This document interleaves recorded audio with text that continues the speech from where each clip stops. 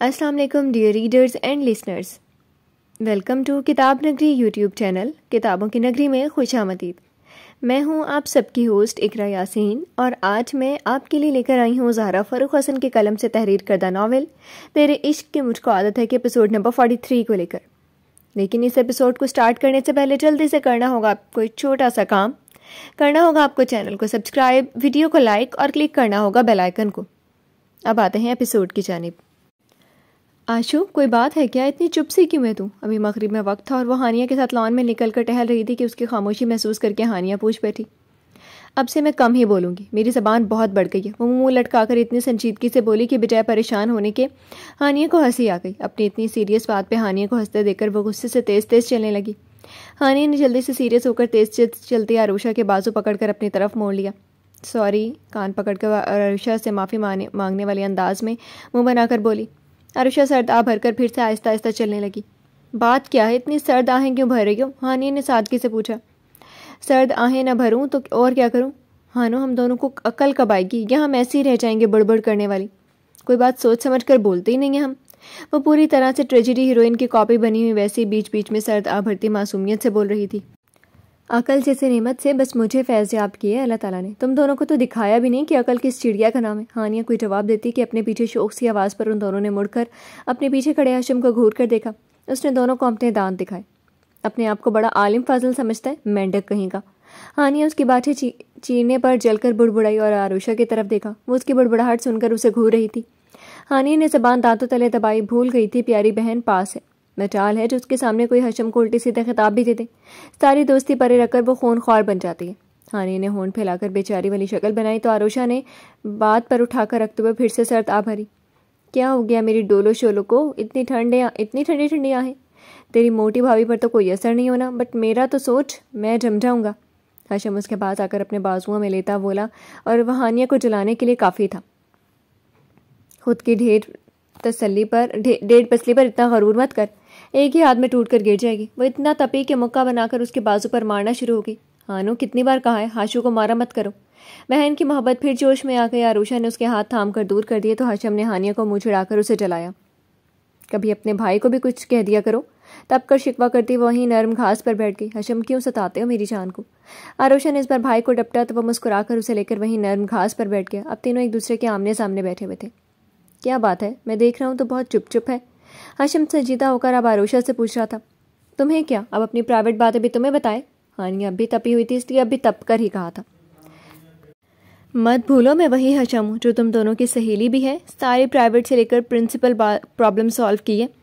वो भी कहाँ चुप रहने वाला था। हानिया ने बस उसके खूबसूरत चेहरे को घूरा। कोई बात नहीं, बस अब मैं चुप रहने की प्रैक्टिस कर रही हूँ। असलान को गूंगी बीवी मंजूर है, मगर जबान चलाने वाली नहीं। इससे पहले वो लड़ना शुरू हो जाते आरुषा ने तेजी से बोलकर दोनों की तवज्जो अपनी तरफ करवा ली। तुमने लाला से झगड़ा किया? हाशिम ने अंदाज़ा लगाते हुए उसे गिरेदा।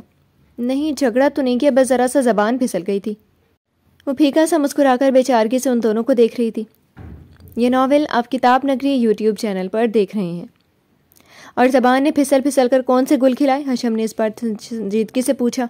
उसकी ज़बान की तेज़ी से वाकिफ जो था, बिना सोचे समझे कुछ भी बोल देती है, बस ज़रा सी फिसली थी। आरुषा ने रोमांस वाला हिस्सा शॉर्टकट करते हुए उस सारी दास्तान सुना दी। पागल, कुछ दिन पहले मुझसे कह रही थी कि उस औरत को असलान के साथ मत जोड़ो, मुझे उन पर पूरा भरोसा है, वो मेरे हैं वगैरह वगैरह। और अब? हाशिम ने उसकी बेवकूफ़ी पर उसके सर पर हल्के से चिपत लगाई। आरुषा ने शर्मिंदा होकर सर झुका लिया। चेहरे पर उदासी के रंग और गहरे हो गए। अच्छा, अब इतनी उदास तो मत हो, कुछ नहीं होता। लाला बहुत समझदार है, अब तक उनका गुस्सा उतर गया होगा। हाशिम ने उसे खुद से लगाकर थपकते हुए तसल्ली दी। पक्का अब नाराज़ नहीं होंगे? आरुषा ने सर उठाकर खुश होकर पूछा तो हाशिम ही क्या, हानिया भी हंसती। मरो तुम दोनों यहाँ, मैं परेशान हूँ और तुम दोनों को हंसी सूझ रही है। उसने एक एक हाथ दोनों को मारा था। अच्छा नहीं हंसता, तुम दोनों को एक मज़ेदार से किस्सा सुनाता हूँ। फिर वो दोनों को ना जाने कौन कौन से झूठे सच्चे किस्से सुनाकर हंसा कर लोटपोट करने लगा। तीनों वहाँ बैठे एक दूसरे के हंसी मजाक करते हंसते बोलते रहे थे कि कई दिन से घिर कर आते बालों ने आखिरकार उनकी दुआएं सुन ही ली और छमाछम बरसना शुरू कर दिया। बारिश देखकर आरुषा और हानिया की खुशी का कोई ठिकाना ही नहीं रह गया। उन दोनों के साथ हशम भी बारिश का पूरा लुत्फ लेता वहीं उन दोनों के साथ भीग रहा था। एक उधम था जो उन तीनों ने मचाया था और इसमें और भी इजाफा हुआ था जब बारिश की वजह से निदा सदा भी लॉन में पहुंच गई। फिर वो शोर हंगामा मचा के अल्लाह मान। ये इतना शोर क्यों मचाया हुआ इन लोगों ने? कोई ख्याल है कि नहीं? माँ जी ने लॉन से आती आवाज़ों पर संजीदगी से कहा। लड़ने झगड़ने और कहकहों की आवाज़ पर लाउंज में बैठे हुए सबके तवज्जो उस शोर पर चली गई। असलान भी सबके दरमियान बैठा महव गुफ्तगू था। शोर की आवाज़ से वह अपनी जगह से उठकर धीरे धीरे चलता लॉन की तरफ वाली ग्लास वॉल के पास आ गया। पर्दे हटे हुए थे और साफ और शफाफ वॉल से लॉन का नज़ारा बखूबी नजर आ रहा था। हंसता हुआ हशम, साथ ही हानिया और निदा सदा, और उसकी निगाह बेतहाशा हंसती हुई आरुषा पर जम सी गई। बारिश में भीगती वो कोई खिला हुआ अनछुआ फूल लग रही थी। चोटी से निकलकर बालों की लटें उसकी गर्दन और गालों पर चिपक गई थी। भीगे हुए कपड़ों से उसके जिस्म की दिलकशी और भी जाहिर हो रही थी। असलान ने अपने अंदर बेचैनी से उतरती महसूस की थी। वो यकटक उस सायरा को देख रहा था जो भीगी हुई उसका करार लूट रही थी।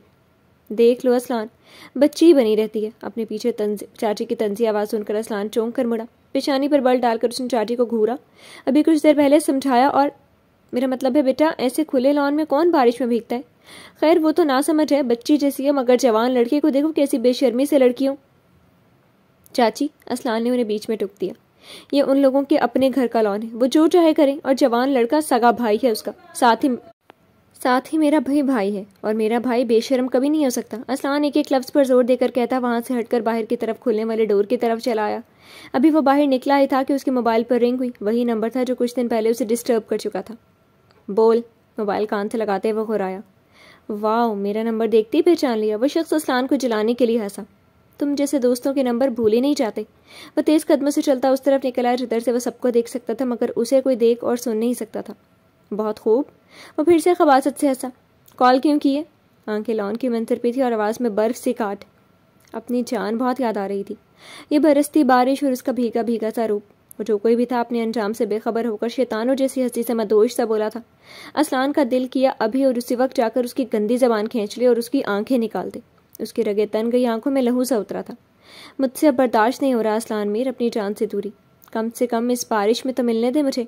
मैं उसे देख देख कर पागल हो रहा हूँ। वो आगे भी बोलता असलान को भड़काने की कोशिश में था। मलिक सन्नान, मैं जानता हूँ तू कहाँ से मेरी बीवी को देख रहा है। याद रखना, जिस दिन हमारी मुलाकात हुई सबसे पहले तेरी आंखें और गंदी जबान तेरे जिस्म से अलग कर दूंगा। विजय भड़कने के असलान ने जैसे उधर मौजूद शख्स को शॉक्ड कर दिया।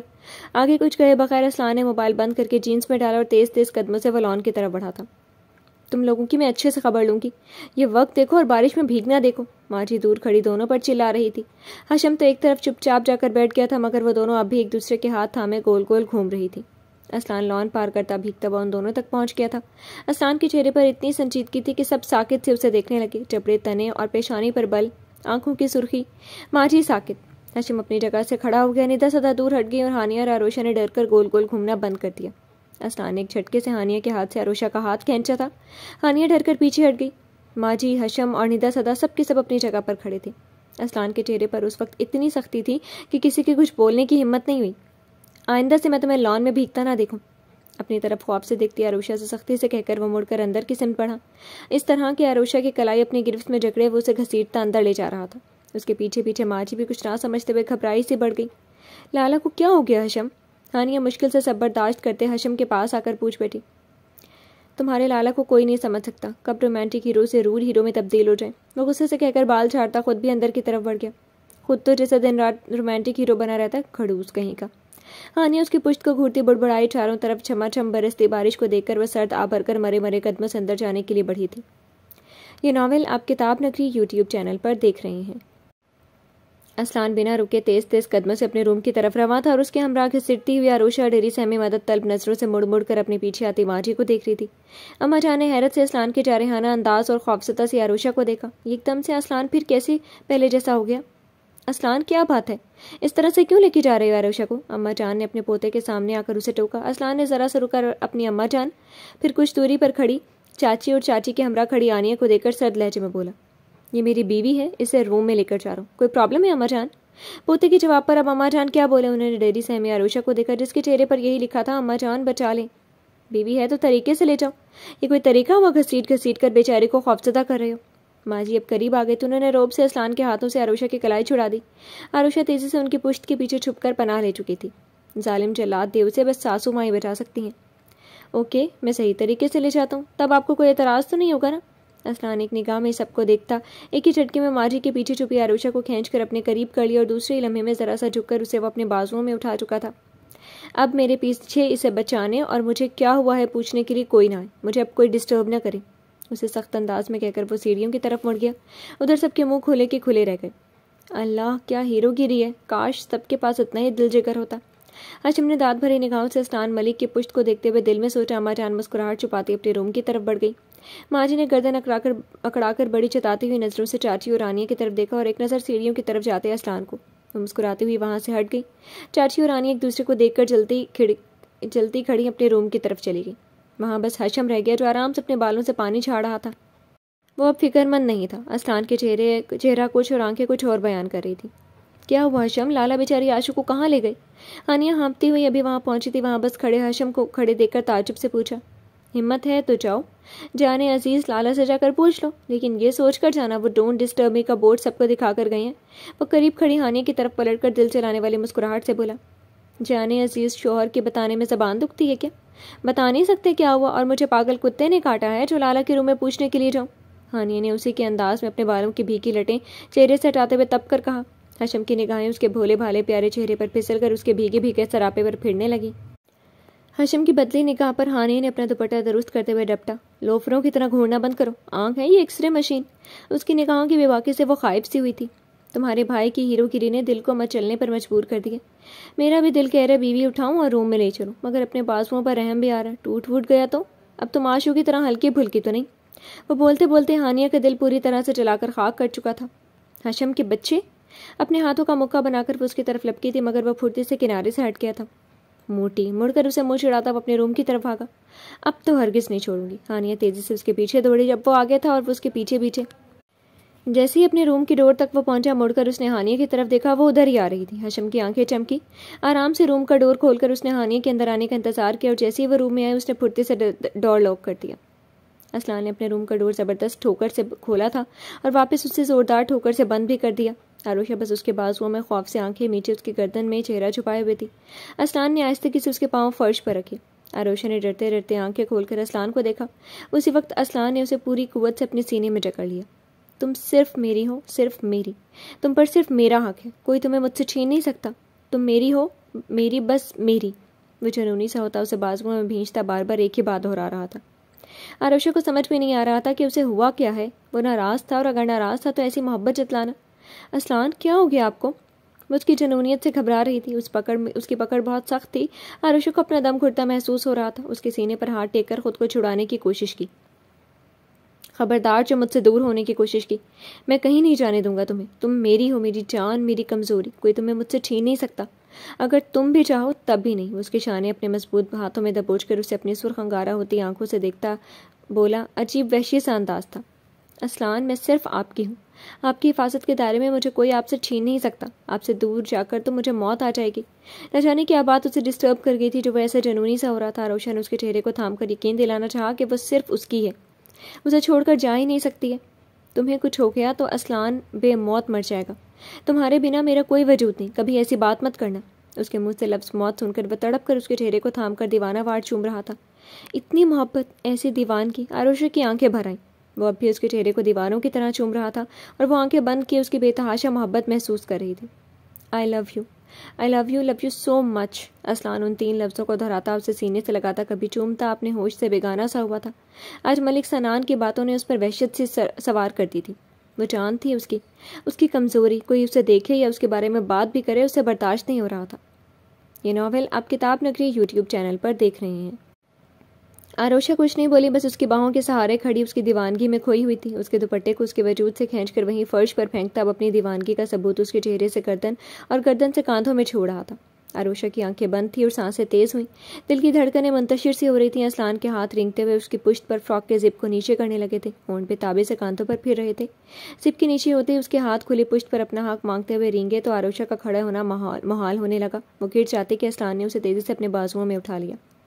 फिर उसके गुलनार होते चेहरे को देखते हुए वो बेड तक ले आया था।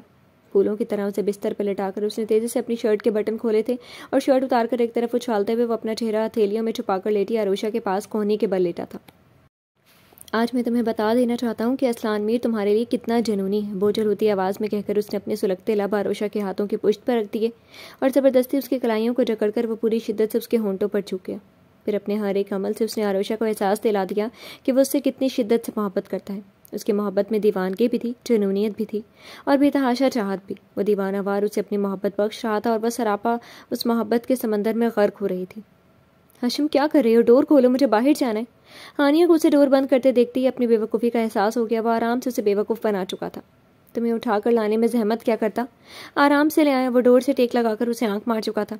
दिमाग ख़राब है तुम्हारा? जाने दो मुझे, क्या सोचेंगे सब? वो अपने दुपट्टे को अच्छे से खुद में लपेटती घबराई घबराई से बोली। मेरी नीयत ख़राब हो रही है। अब वो आराम से कहकर अपनी टी शर्ट को गले से पकड़कर उतार चुका था। हानिया ने आंखें फैलाकर उस बेशरम इंसान को देखा। हाशिम आराम से डोर खोल दो वरना मैं चिल्लाऊंगी। धीरे धीरे पीछे खिसकते हुए उंगली उठाकर धमकी दी। शौक से उसने पलकों को खम करके बेपरवाही से कहकर हानिया का खून खुश कर। ये अच्छी बात नहीं है हाशिम, कोई देख लेगा तो कैसा ऑकवर्ड लगेगा। सोचो, चाची और रानिया तो और भी हमें बदनाम कर देंगी। वह अब उसे बड़े प्यार से मनाने की कोशिश कर रही थी। निकाह नामा दिखा दूंगा, अपनी ही बीवी है। हाशिम ने शाने उचकाकर उसका हाथ थामकर अपनी तरफ खींच लिया। हानिया उसके खुले सीने से आ टकराई। बहुत बदतमीज इंसान हो तुम। मुझसे मोहब्बत ना होने का दावा भी है और हर वक्त ये सब करके क्या साबित करना चाहते हो? हानिया उसके सीने पर हथेली टेककर खुद को छुड़ाने का जोर लगाते इस पर संजीदा थी। साबित क्या करना है? तुम्हारा शौहर हूँ, मेरे भी कुछ जज्बात हैं जिन्हें तुम ही से तो पूरा करूँगा। महबूबा ना सही बीवी तो होना। वो उसके चेहरे को देखते हुए मुस्कुराया। उसकी ग्रे आंखें हानिया को अपना तमस्खर उड़ाते हुए महसूस हुई थी। गुस्से से उसने उसके बाजुओं पर अपने नाखून बुरी तरह से गाड़ दिया। वह आराम से खड़ा हानिया के गुस्से से भरे चेहरे को देखता रहा था। फिर कुछ देर बाद उसने अपने बाजुओं को देखा। उसके नाखूनों ने वहाँ की खाल उधेड़ दी थी और खून रिस रहा था। हानिया ने एकदम से अपने नाखून वहाँ से हटा लिया। वहाँ खून निकलते देखकर वह सारा गुस्सा भूल गई। Hashim sorry, I am sorry, पता नहीं कैसे मैंने ऐसा कर दिया। वो बुरी तरह से शर्मिंदा होती उसके बाजुओं को देख रही थी। आदत है तुम्हारी, कभी बाजुओं पर तो कभी दिल पर जख्म देती हो। सदमौरी से कहकर उसने झटका देकर हानिया को खुद से दूर किया था। हानिया के दिल पर उसके अल्फाज लगे थे। वह एकदम से उसका वही बाजू थाम कर बोली, तुम्हें मैं जख्म देने का सोच भी नहीं सकती हाशिम। जो हुआ अनजाने में हुआ, नादानी में किया मैंने। अपने दुपट्टे से उसके बाजू पर लगे जख्म को साफ करती उसकी आवाज़ में नमी खुली हुई थी। मुझे नहीं चाहिए तुम्हारी मसीहाई, जाओ यहाँ से तुम। उसके हाथ झटक कर वो रुख मोड़कर खड़ा हो गया। नहीं जाऊंगी। तुम लाए अपनी मर्जी से थे तो जाऊंगी अपनी मर्जी से। आखिर बहन तो असलान मीर की थी, जिद में कम तो नहीं हो सकती थी। हाशिम ने होंठ भींचकर उसके अटल इरादे देखे। अब कोई कुछ नहीं कहेगा, तंजिया मुस्कुराहट से हानिया को जताया। निकाह नामा दिखा दूंगी। उसकी बात उसी को लौटाकर उसने गर्दन अकड़ाई। हाशिम कुछ देर उसे आंखें सुकेड़ कर घूरता रहा। फिर गहरी सांस लेकर नरमी से बोला, जाओ चेंज कर लो, बीमार पड़ जाओगी। इतना नर्म लहजा? तुम्हारा गुस्सा खत्म हो गया? हानिया बेपनाह खुश हो गई। उसी खुशी में उसके पास भी आ गई।